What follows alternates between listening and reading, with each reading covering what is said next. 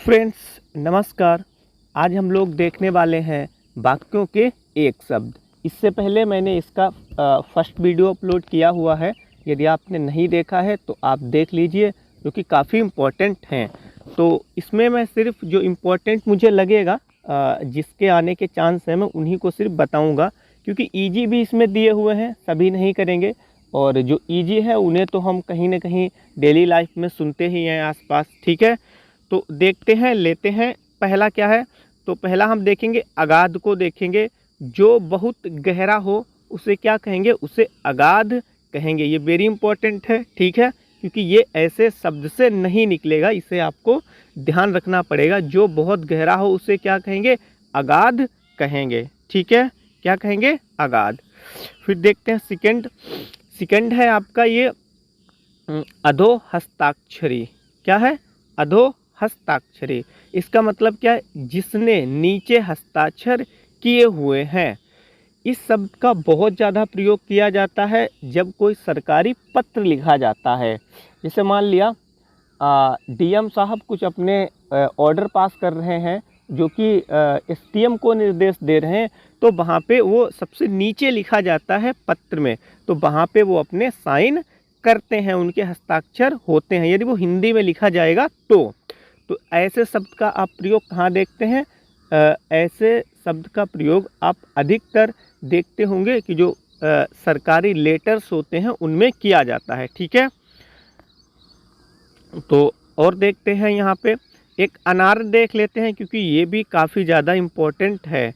कौन सा है ये अनार, ये वाला है अनार। तो अनार का मतलब है जो श्रेष्ठ गुणों से रहित हो, उसे क्या कहेंगे, उसे अनार कहेंगे। फिर उसके बाद में देखते हैं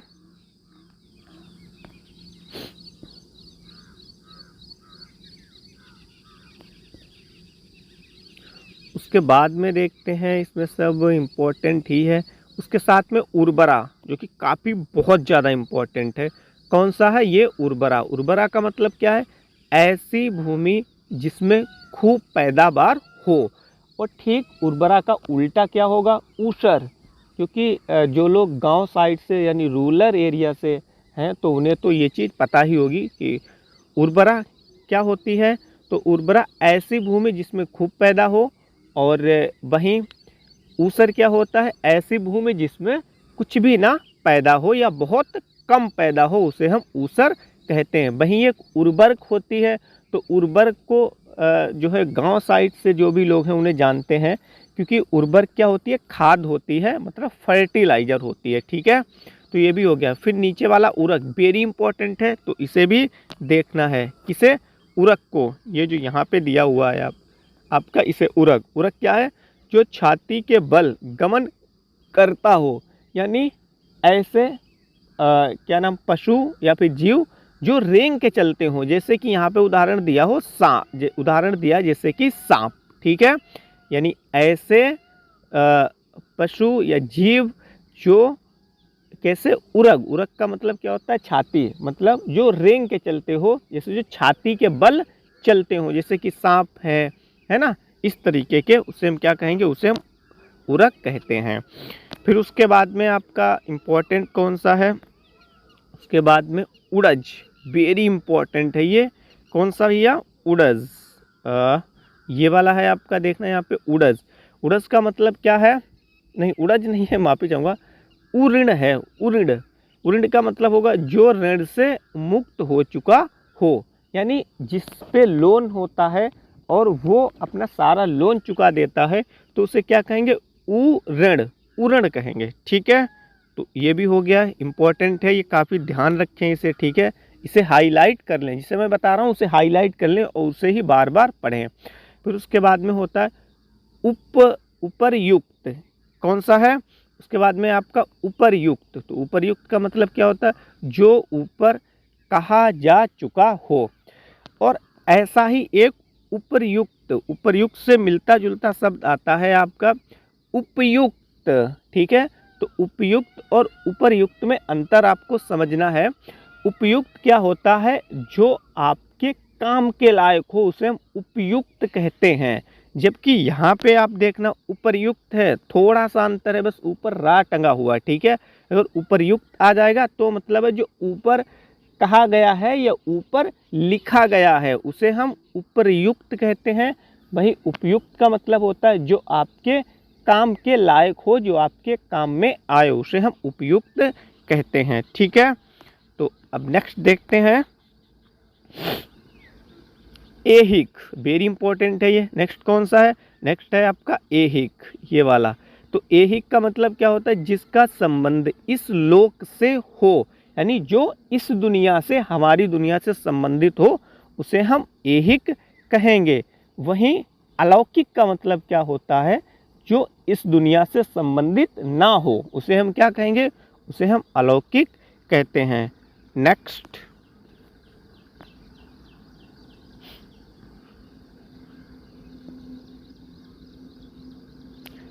देखते हैं। नेक्स्ट है आपका एकाक्ष। एकाक्ष का मतलब क्या होता है?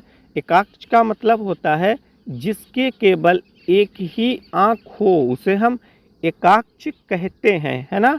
क्या कहते हैं? एकाक्ष। तो इसे आप सबसे ही निकाल सकते हैं, एक का मतलब एक और आक्ष का मतलब, अक्ष का मतलब आँख। तो जिसके एक आँख हो उसे हम एकाक्ष कहते हैं, ठीक है। नेक्स्ट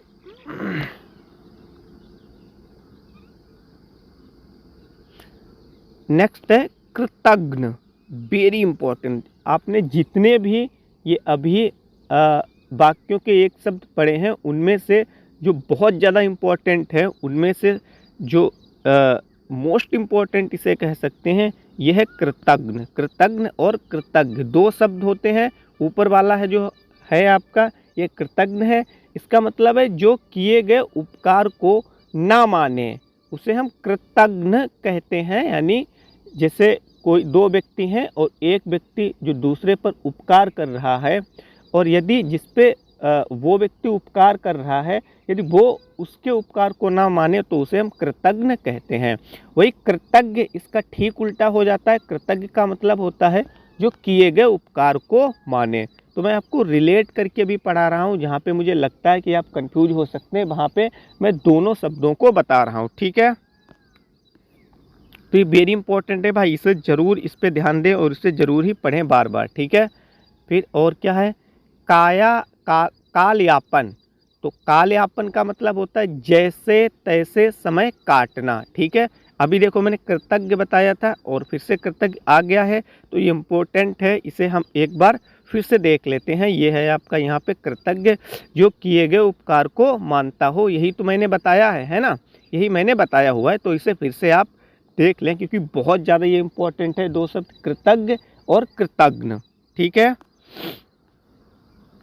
फिर देखते हैं नेक्स्ट,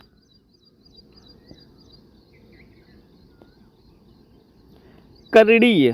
तो करणीय ये भी ज़्यादा इम्पोर्टेंट है। तो इसका मतलब क्या होता है? जो कार्य करने योग्य हो, करणीय। ध्यान रखना, जब करणीय दिया जाएगा तो उसमें ऑप्शन में दिए जाएंगे जिससे जो कार्य करने के योग्य हो या जो कार्य किया गया हो। तो ध्यान रखना, यहाँ पे योग्यता की बात हो रही है। जो कार्य करने योग्य हो, ठीक है, उसे करणीय बोलते हैं। फिर नेक्स्ट है कटंका कीड़। तो ये भी काफ़ी ज़्यादा इम्पोर्टेंट है। ऐसी रास्ता जो कांटों से भरी हुई हो, उसे हम कटंका कीड़ कहते हैं। फिर एक कपोत ग्रीव। तो ये जो मैं पढ़ा रहा हूँ ये सभी इम्पोर्टेंट ही हैं, ठीक है। कपोत ग्रीव का मतलब क्या होता है? कबूतर जैसी सुंदर गर्दन बाला। वहीं सुग्रीव क्या होता है? एक ये तो कपोत ग्रीव हो गया, फिर वहीं सुग्रीव क्या होता है? सुग्रीव का मतलब होता है ऐसा व्यक्ति जिसकी गर्दन या ग्रीवा सुंदर हो, ठीक है भाई, अंतर समझना है। कपोत का मतलब कबूतर होता है, तो मतलब जिसकी गर्दन कबूतर जैसी हो उसे कपोत ग्रीव कहेंगे। और जिसकी गर्दन सुंदर हो, केवल सुंदर हो, तुलना किसी से नहीं की जा रही हो, तो उसे हम सुग्रीव कहते हैं, ठीक है। फिर आपका है नेक्स्ट आपका है कुलीन। ये दिया हुआ यहाँ पे, क्या दिया हुआ? ये कुलीन। कुलीन का मतलब है जो अच्छे कुल में जन्मा हो, उसे हम कुलीन कहते हैं, ठीक है। फिर नेक्स्ट है कृतार्थ। तो कृतार्थ और कृतघ्न और कृतज्ञ, इसे एक ही साथ में लिखें और एक ही साथ में लिख के एक ही साथ में याद भी करें, क्योंकि ये मिलते जुलते थोड़ा सा शब्द हैं, ठीक है। तो इसका मतलब क्या होगा, कृतार्थ का मतलब जो मनोरथ सफल होने से संतुष्ट हो, तो उसे हम कृतार्थ कहते हैं। नेक्स्ट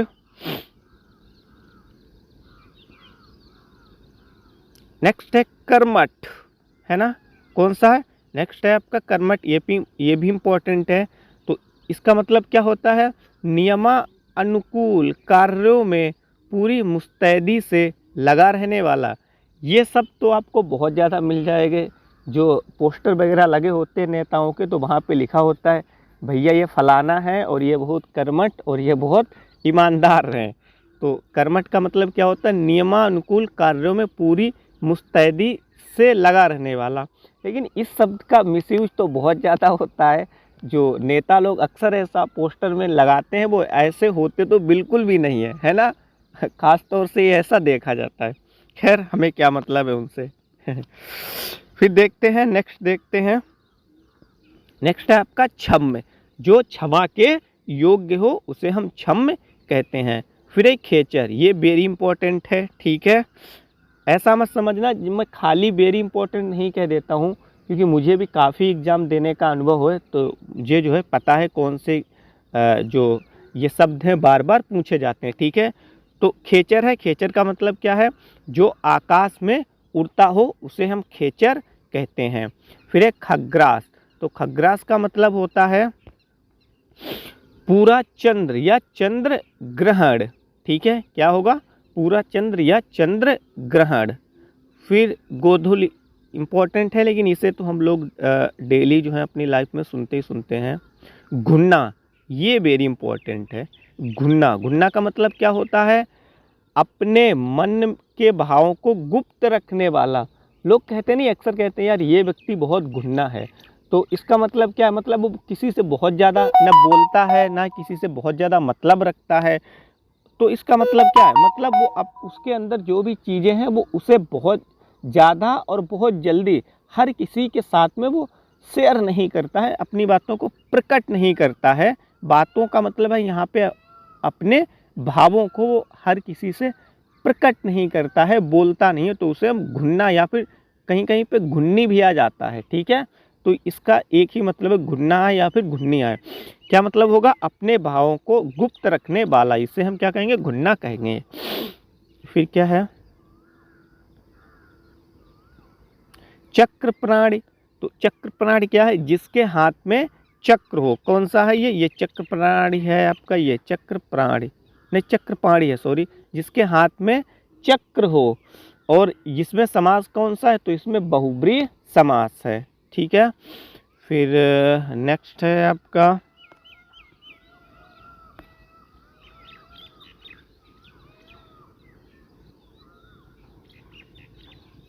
नेक्स्ट है चीनांशुक, ये वेरी वेरी इंपॉर्टेंट है, ठीक है। कौन सा, ये वाला है, थोड़ा वैसा दिख रहा है लेकिन मैनेज करना, मैं बोल तो रहा ही हूँ। चीनांशुक, इसका मतलब क्या होगा, चीन में बनने या चीन में आने वाला रेशमी कपड़ा, इसे हम क्या कहेंगे, इसे हम चीनांशुक कहते हैं। नेक्स्ट है आपका दत्तचित्त।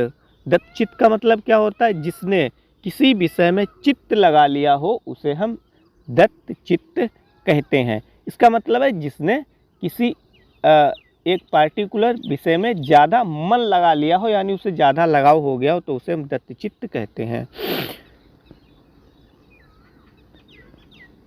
फिर नभचर, जो नभ में विचरण करता हो, जैसे भी खेचर आया था तो ठीक वैसे ही नभचर। तो नभ का मतलब क्या होता है, यहाँ पे नभ का मतलब है आकाश, यानी जो आकाश में विचरण करता हो, यानी जो घूमता हो उड़ता हो, उसे हम नभचर कहते हैं।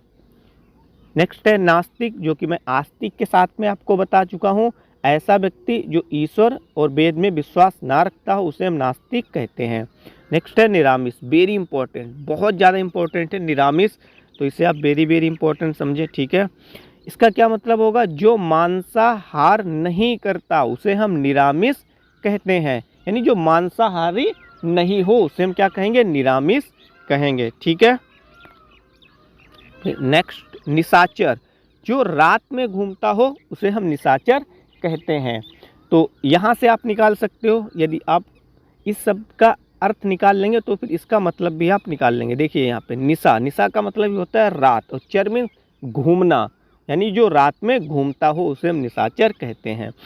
नेक्स्ट है निराधार, जिसका कोई आधार ना हो उसे हम निराधार कहते हैं।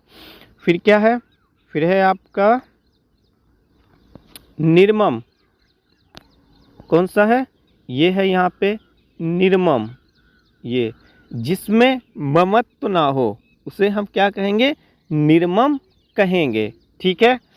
फिर नेक्स्ट है प्रत्युत्पन्नमति, प्रत्युत्पन्नमति। ठीक है।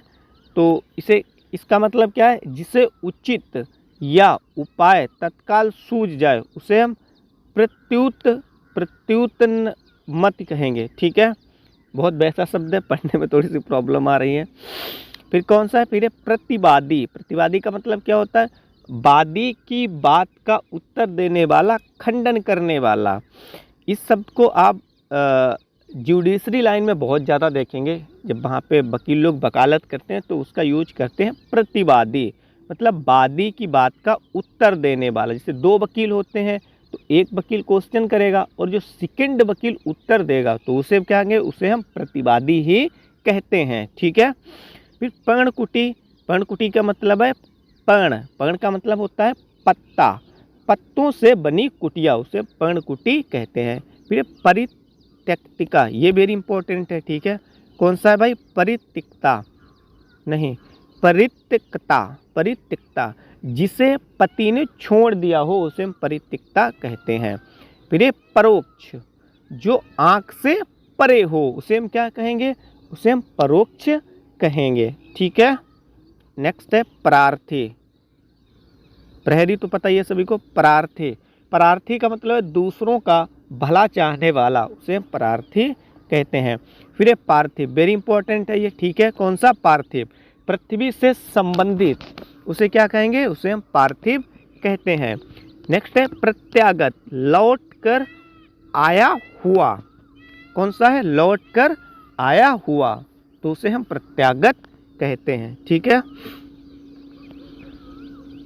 नेक्स्ट है बहुछुत, जिसने सुन सुनकर ज्ञान प्राप्त किया हो उसे हम बहुछुत कहते हैं। फिर भुक्त भोगी, जो किसी चीज का दुख सुख उठा चुका हो उसे हम भुक्त भोगी कहेंगे। नेक्स्ट है मितभाषी। तो मितभाषी का मतलब होता है कम बोलने वाला, या फिर अल्पभाषी। तो अल्पभाषी का मतलब भी होगा कम बोलने वाला, क्योंकि मित और अल्प दोनों का मतलब होता है कम। ठीक है। फिर है मुक्तहस्त, तो ये भी वेरी इंपॉर्टेंट है, जो खुले हाथ से दान देता हो। इसका मतलब होता है जो खूब दान देता हो। खुले हाथ का मतलब यहाँ पे यही है, जो खूब दान देता हो। ठीक है। नेक्स्ट है मुकुल।